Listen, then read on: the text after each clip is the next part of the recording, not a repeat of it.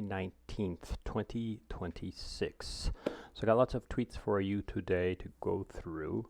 I will preface that with this is not financial advice, do your own research, and this is all just my biased opinions and thoughts based on the tweets that I have selected today. So let's get right into them one by one. They're in no specific order, just happen to be the order that they sit inside my tabs. Okay. So the first one here we have Tim Copeland. He's tweeted out today. He said, "Been thinking about what people will buy in 2026. Now there's infinitely valueless tokens. I reckon tokens will need to come with more in order to get people to buy them. What if we start vibe coding mini games and embed crypto? And maybe it's a year of crypto gaming." And Justin Beebe's here has an interesting reply to this that this is kind of why this guy came up inside my follow, because I follow him. So I'm going to follow him anyways and see at a follow. So so Justin Beebe's here says, "Unfortunately, coming up with more doesn't work either in a fair launch arena. We have by far the most advanced harness for financial AI in the world included." I guess that means him and his team. "Vertically integrated infra, and it's hard to even catch a bid despite a lot of general awareness. Luckily, the product makes money, so it's less urgent, but we've learned what the average trader on chain right now mostly wants: an insider deal or to be the right side of a pump and dump." So that's pretty true as far as I can tell and as far as I can see. There are some products out there that I kind of was lucky enough to get into and get in early, and I'm kind of I have faith in the long-term ability of those projects to hold product market fit and to generate revenue. However, the ecosystem has become very like with the idea of public ICOs and the no need for VCs, then everybody wants to be a VC now. Everybody wants that special little extra get in early and so forth. And then also the idea of short-term memory span, short-term attention span of the meme coin that has kind of instilled in people. People want to be rich fast and easy. They don't want to read documentation. They don't want to understand products. They just want the token to pump and dump, and then they can sell it and make profits. So it's kind of unfortunate. I see a lot of good products out there. However, even me, I'm not feeling the motivation to do a ton of videos, but that could be other factors in there as well. Before, when I first started making the snack sandwich videos, I was very motivated and very hungry and very curious about the space. And now I'm kind of, I don't want to say I'm an expert, but I'm definitely, I guess I can say I'm an expert in DeFi, and I don't get as excited as I used to when I see a new product. So it's kind of a strange one. I don't know the answer to Tim Copeland's question, and I hope it is products that actually do things instead of just more insider stuff. Okay, moving on to the next one, we have jag.eth. Here's another philosophical tweet. He says, "A new framework for life after financial extortion. I reframe all my partial recoveries of funds, however tiny, as a net gain. I react to every recovery the same way I would an unexpected windfall in a tight financial situation. Focus on the gain, not the loss." I like this. I have a few bags that are what I consider potentially possible to recover. It wasn't exploited by some black hat and then taken and through the tornado and now gone forever. So I've got a few of those, but they're kind of also hard on you, because you kind of, hope is kind of really, people say hope is the best thing that humans have, but on the other hand, it kind of really drags you down. If you can just say it's hopeless, then you can kind of move on and focus on different things instead of continuing to look back at what has happened. However, this mindset kind of changes it a little bit. instead of like, if you just consider everything hopeless, and then if you regain money back, it's kind of like an airdrop.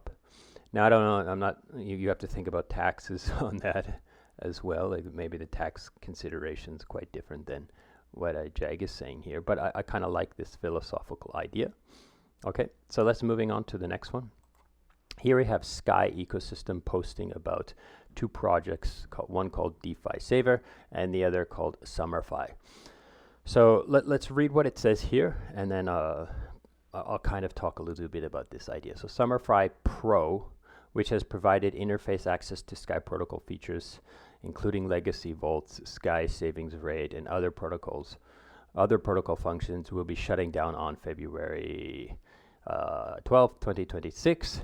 To ensure seamless continuity, DeFi Saver and Summerfi have announced a partnership to coordinate the smooth transition of users. Sky Protocol positions remain intact exactly as they were on chain and unchanged. So basically, they're moving the front end from one URL or one team managing that front end to another team managing that front end. Now, Summerfi does have a lot of work to do. Like they have their own product now, and I've spoken of it several times. I'm a delegate there. It's a pretty decent looking DAO.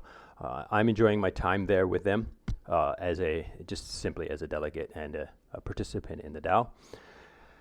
However, like this, if you go to the top of the bars, you'll see there's a Summerfi Pro, and if you tap that, then you can see many other aspects of DeFi, and including the Sky ecosystem, which is MakerDAO basically.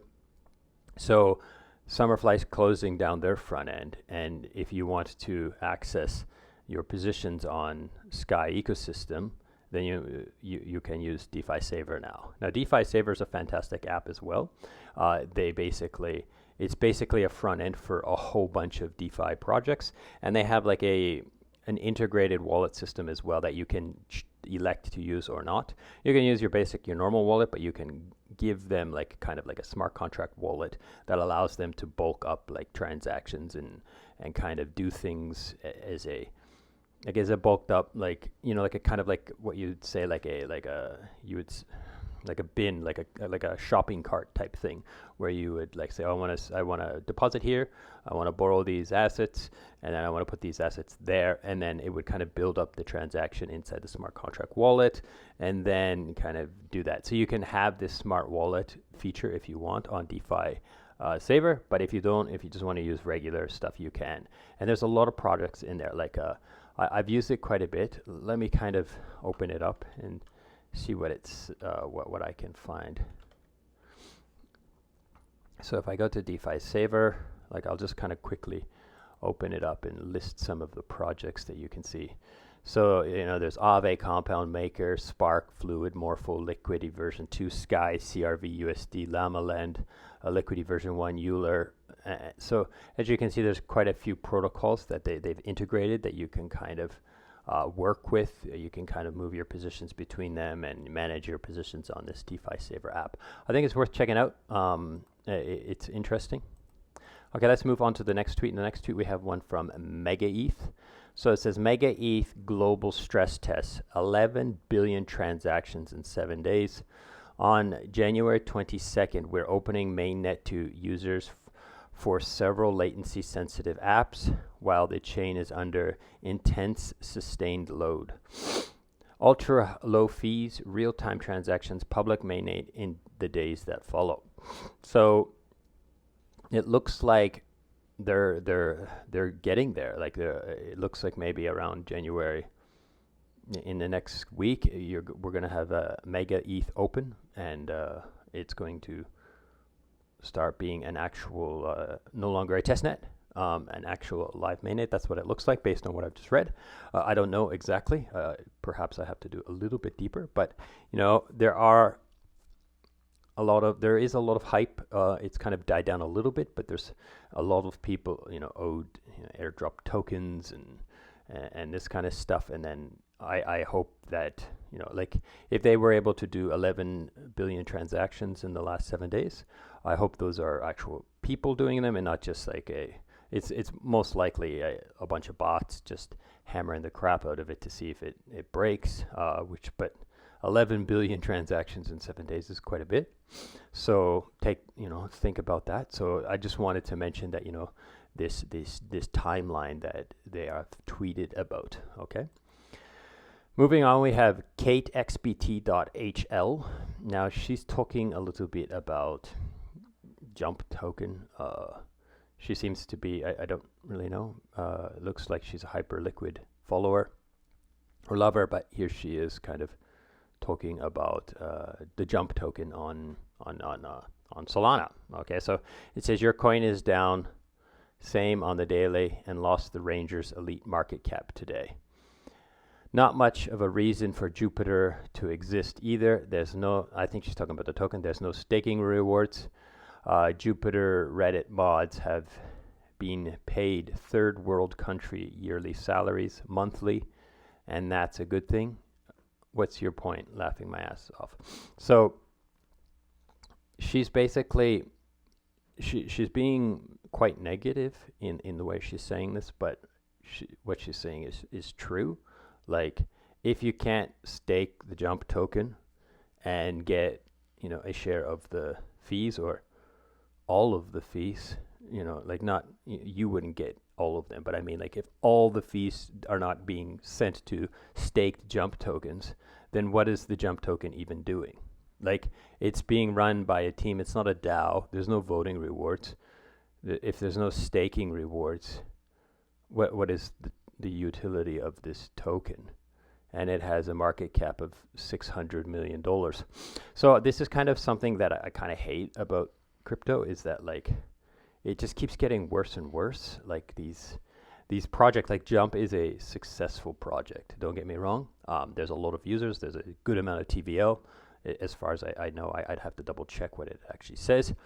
And like it's being used. Like it has product market fit. There's quite a bit. The tech is decent. When I last looked at it, it was good.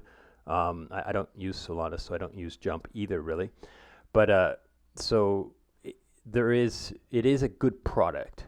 But what does the Jump token do? If it does nothing, of course it's going to just be farmed and sold.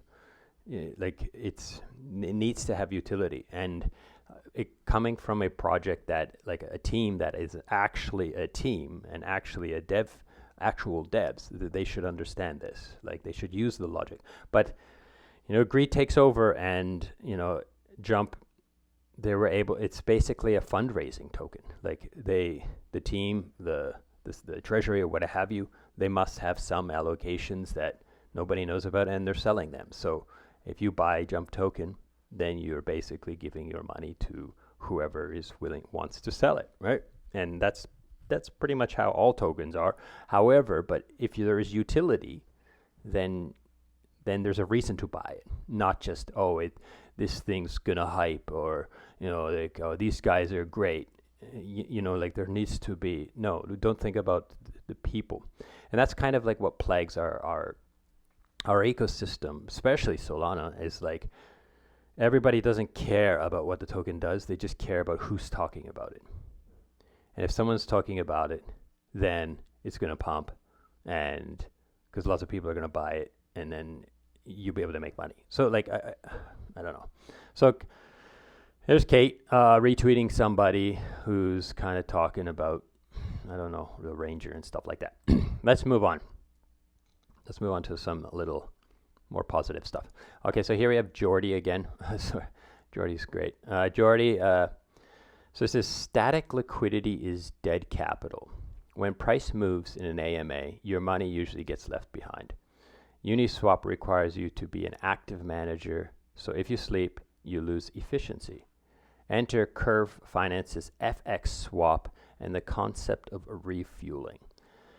Now I'm going to have to look deeper at this FX swap, and kind of maybe I'll do a sandwich video on it if I find it's quite innovative. But there's quite a bit here. So here Pangea's latest analysis breaks down how this changes the game.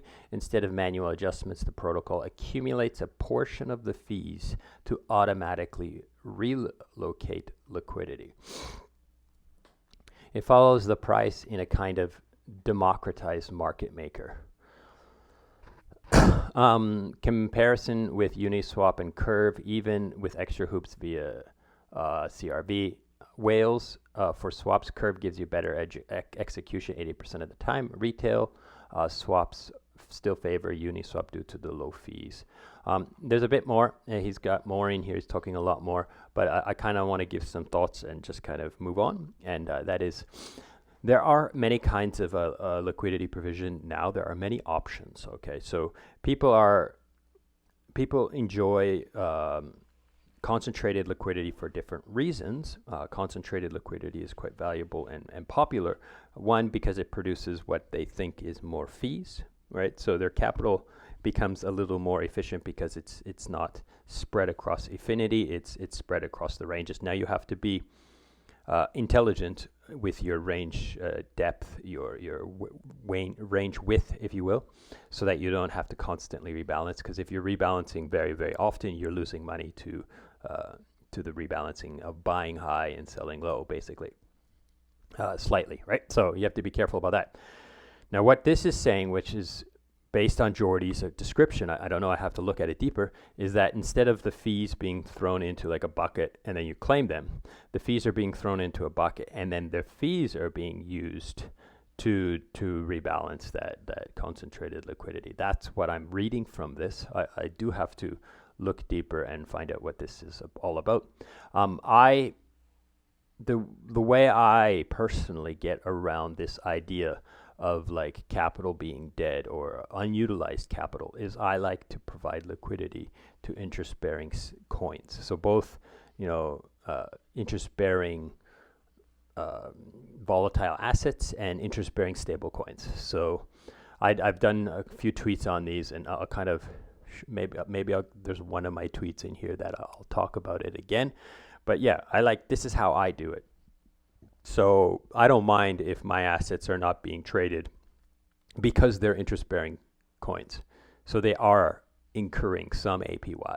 They're just not being traded as often as someone who uses a tighter spread and doesn't use the interest-bearing stablecoins. Okay. So anyways, you can check out Jordy's talk here about FX swap. And I'll put it on my list to do, and maybe I will do a quick little video on FX swap in the future.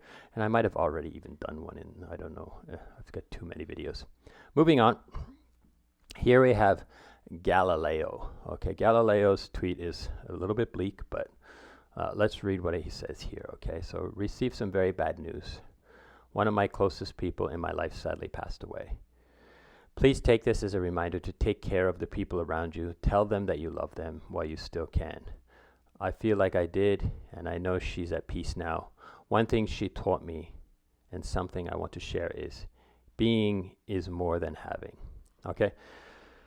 Now, it's, again, bleak, a little bit sad. We went back to the sad side of news today, but I do want to say this. I went to a celebration of life recently. The person who passed away, he wasn't very important in my life, but his death was a surprise. It came out of nowhere, and I found out by knocking on his door one day and meeting his daughter. Right, his daughter's in her 30s. Right. So, anyways, one of the things someone at that celebration of life said to me was, "Don't wait." Right now, that's kind of like, it's very hard, like especially like in crypto, you're always like I don't want to sell yet. I don't want to sell yet. I don't want to like take profits. I don't want to sell this. It's gonna pop. It's gonna pop. I'm gonna be rich. I'm gonna be rich. But there are like some lessons here as well. Like you can think, you should take some money off of the table and buy yourself something nice. Take your family on a trip. Get a house or mortgage or whatever it is you think you want to do, and get it done, right? And don't just sit there like farming, because like for me, this is kind of my problem. I believe like it's very hard for me to take money out of crypto and put it into the TradFi system, because the TradFi system is it's a bureaucratic mess of waste. It's super inefficient, right? Like they don't pay you a fair interest rate on anything compared to crypto, because they have to pay so much stuff. Now, there are these neobanks coming out where everything's like basically online, and their costs are drastically lower, and these neobanks are able to pay a respectable APR on some of the assets you deposit with them. So there is this phase coming in, but take Galileo's tweet here and kind of think of it like, don't just focus on one thing. Like, try to focus on yourself a little bit as well, and or your family, and do a little bit extra. Okay. All right. Moving on. Okay, so this is pretty big news. So here I have Enigas DeFi. He retweeted Whale Insider. Whale Insider says, just in, New York Stock Exchange plans to launch platform enabling 24/7 trading of U.S. listed equities and ETFs. So he's like, another nail. This is what Eniga says. Another nail in the altcoin coffin. If retail can gamble, trade stocks 24/7, why would they trade alts, like altcoins, especially if they are wrecked? Crypto-enabled 24/7 trading pushed New York Stock Exchange to adopt it, but now feels like crypto casino is getting replaced. Now, he's got some points, and he's wrong in some ways, in my opinion, as well.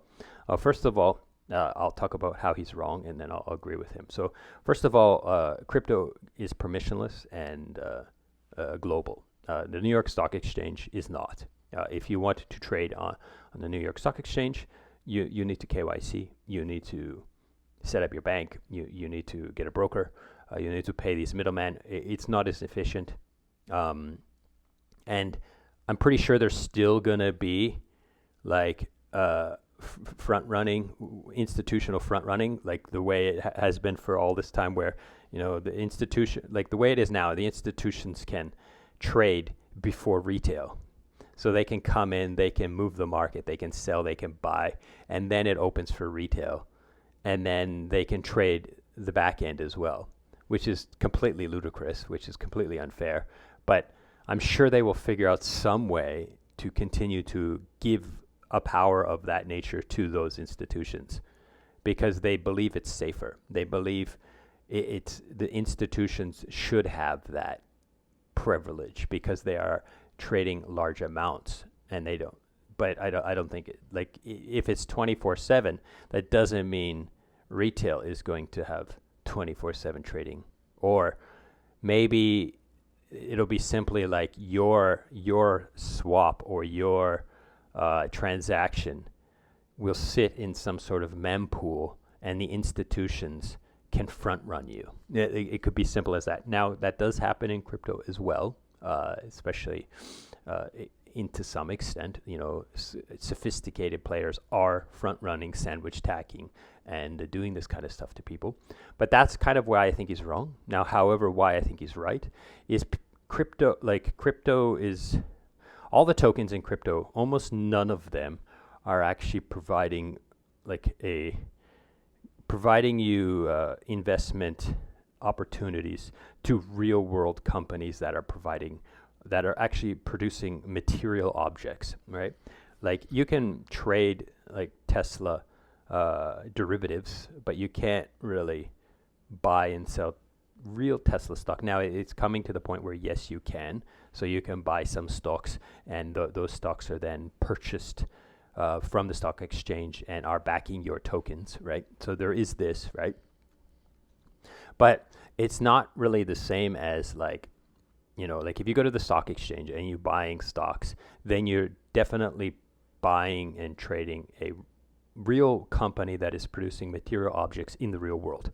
Whereas most altcoins are, just code-based protocols that are the only thing they're doing is providing a service, a financial service, right? Allowing you to borrow and lend or swap or these kind of DeFi primitives. Now, I don't get me wrong, I love DeFi, and this is my bread and butter, and why I'm excited about this space is because I think DeFi is awesome.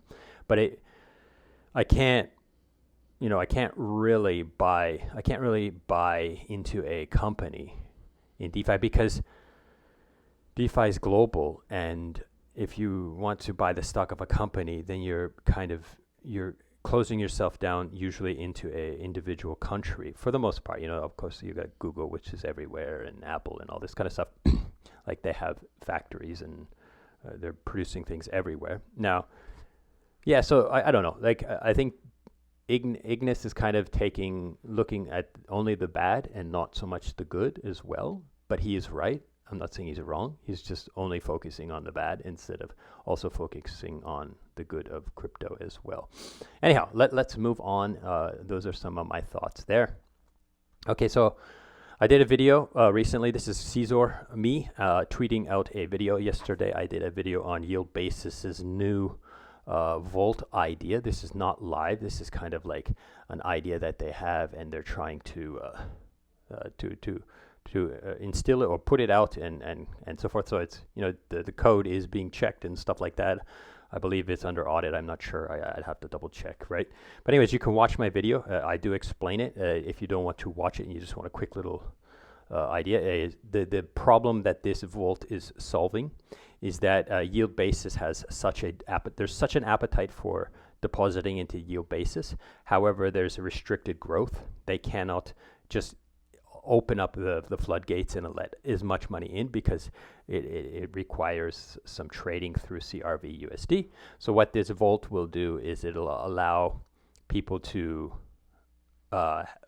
increase the circulating supply or the utility of CRV USD at the same time as depositing into this Yield Basis protocol. So it kind of gets rid of both at the same time. So you can watch my video, understand it. Or you can just go and read the doc that I share. Okay, moving on. This is pretty cool. So here we have Liquidity Bold protocol. It is one of my most favorite protocols in the space because it's immutable and so forth. So version 1, they found that they were forked like crazy. Many people forked version 1, and so they were like, let's make it licensed version 2. And we'll have like a system where people are now allowed to fork it. So they called it Forkonomics.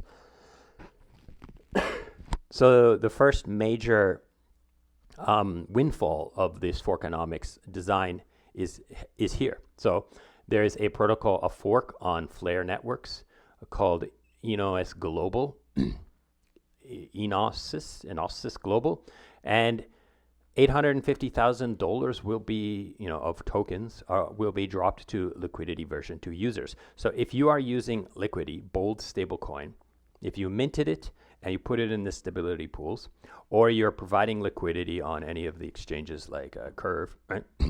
or Uniswap, then you are going to get some airdrop. Now it's kind of split. Let me read what it says here. This is a 40-week reward system starting on January 21st, 2026. Rewards will be divided into 2 buckets, retroactive and ongoing. So you can read through this tweet and get like more clear details. But the main idea of that is like if you are in the stability pool and if you are in Curve Finance or Uniswap liquidity pools, then you are going to get some of these tokens airdrop to you based on the past as well as ongoing into the future. Okay, so you can check that out and decide whether or not you want to do it. I do have a video on Bold. If you don't understand how this thing works, you can search my YouTube channel and find out if you like Bold. Moving on. Here I have Rameses. There's a tweet here. This is not huge news, but I kind of want to talk a little bit about Rameses because I've got some alpha about it. Okay, so let's why think about crypto on the weekends or ever with Hyper RAM? All you do is hold and let it vote for you, and compound ratio is 1. The current ratio is 1 Hyper RAM for 1.19x XRAM. So I've always liked Rameses. The front end is built clearly by users or by devs that use the protocol. I enjoy using it because I know it's very intuitive. The front end is fantastic. There are other protocols out there that provide that you could provide liquidity to, and they are much more successful in a business term. However, the front end is terrible. Like it's so like if you compare the user experience to Rameses, to these other ones, it doesn't even compare. Like it's so easy to use it. Now, I've got video on XRAM, but it's actually Shadow because that was the first iterative, like they licensed out the tech to Shadow, so you can watch my video on Shadow to find out how X33 tokens work. But here is like basically I don't want to vote every week, so I'm just gonna give my X tokens to Hyper RAM, and they will vote for me, and they will buy RAM and auto compound it, and my position will get bigger and bigger, and then when I want to exit, I can exit through this liquid token, the Hyper RAM. So you can check that out. Now the alpha is that I heard that there's going to be a migration, so a kind of a unification of the RAM token across chains using layer 0. So you can keep an eye out for that. When that does drop, I will mention it because I'm a big fan of Rameses. Okay, or Ramses, whatever you want to say. Okay, moving on. Here I have a yesterday. On the 16th, there was a post by ETH Strategy talking about ultrasound convertible bonds. It's a long, it's a blog, right? Now you can read through this and understand it, but my video does kind of describe this already, so you can watch my video. I just wanted to kind of throw that out there that this blog is out here. Of course, again, I'm super biased on ETH Strategy because I hold positions in ETH Strategy, and I want to see them succeed, and I like this idea. So you can check out this permissionless bond that kind of dropped early last week and so forth. But it came up in my feed, so I thought I would quickly mention it. Okay, here I have Jen. Jen's the marketing manager for Carbon DeFi. And she's talking a little bit here about this is why the cost of trading as a taker, and exactly why I've outspoken when it comes to sandwich attacks and the importance of acting as a maker on Carbon DeFi. So again, Carbon DeFi is a protocol I really like. I wish it was in more places. Their main thing is to allow you to become a maker. So instead of you going, because like she's retweeting this like huge loss that happened last week about the guy who traded like $250,000 and got $5,000 in return because he got sandwich attacked, right? You can't get sandwich attacked if you're providing limit orders or range limit orders on Carbon DeFi. You just can't. Like it's just impossible. So you get what you ask for. However, it's not instantaneous because you have to wait for the market to move through your range or through your limit order. So you kind of have to do that. But she does talk about these. She does share these two Medium articles in this tweet, and that's why I'm sharing this, is because these Medium articles are in-depth ideas. So they talk in-depth if you really want to kind of dig deep and geek out on sandwich attacks, as well as like immunity to MEV and stuff like that. You can read these two articles, which I believe are written by Mark Richardson. So you can check those out. That's why I'm retweeting this, because check those out if you really want to geek out and understand sandwich attacks and MEV sandwich attacks and stuff like that, and how to get immunity from them. Now, I'm not saying you have to use Carbon DeFi. You can use pretty much any limit order, or you can really maintain your slippage and stuff like this. But you can check out those articles. I think they're good reads. Okay, I got two more for you. So this one here is Nick Almond. Dr. Nick Almond, he says, we need DAOs. I've been saying this stuff for years, but it's good to see Vitalik take this position. Agree with everything in here. DAOs are actually one of the truly novel and transformative innovations that blockchains open up. It's a crying shame that we've been stuck in the suboptimal patterns for years. DAOs are the root branch of the tech tree.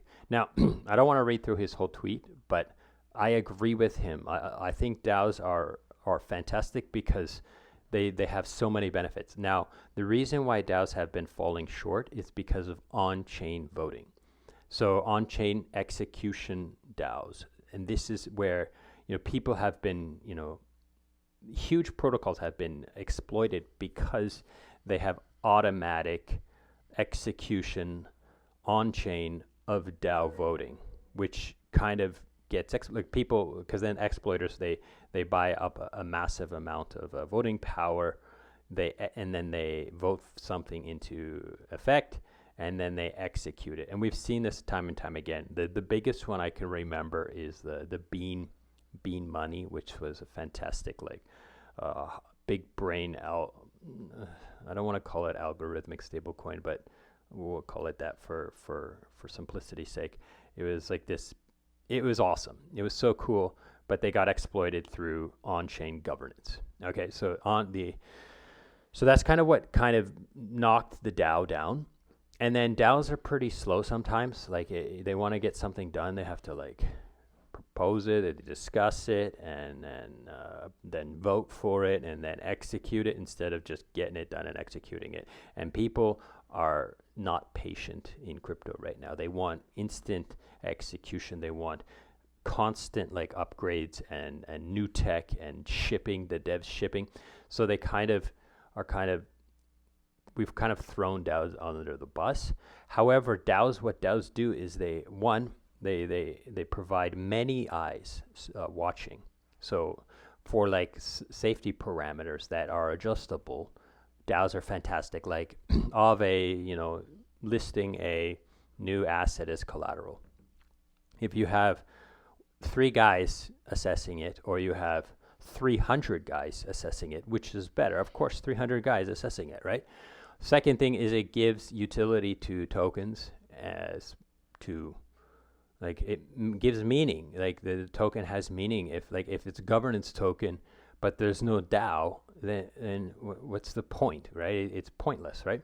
And then the last thing is it allows people to break borders. So I can be partnered with people who are in any country around the world, or who are in Singapore or Nigeria or France, and we can all partner together and work on something together and achieve something great through this DAO. So I really like DAOs. I really think they're important. However, I understand why they've kind of been put onto the back burner for a while, but I think we can correct that just simply by safeguards and so forth. Okay, I got one more tweet for you. This is McKenna. So one of the most brutal DeFi charts is Euler. Remember wanting to buy around $2.50, but the liquidity is insufficient to build a position. Price now trading below those levels. And he shows the chart. Euler leadership has stepped down, and a new CEO is taking the reins from there. Revenues collapsed compared to other money market protocols. For something like this, you want to see growth coming back before allocating.